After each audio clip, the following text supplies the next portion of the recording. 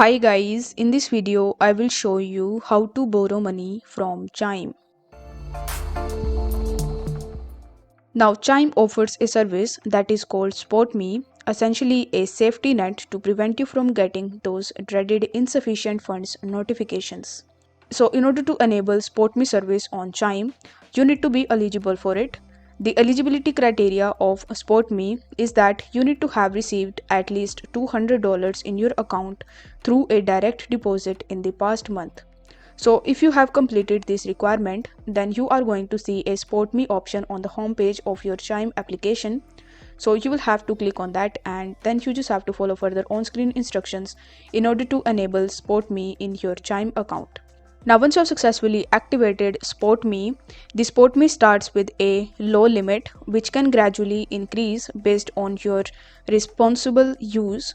So you need to make sure that if you are using SpotMe on Chime, then you are paying the money every single month so that it could increase your SpotMe limit.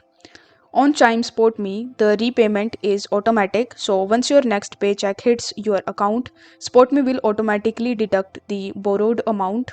So SpotMe is one of the options that you can use to borrow money on Chime. Now if you want to use some other methods, then you can even get money via credit cards.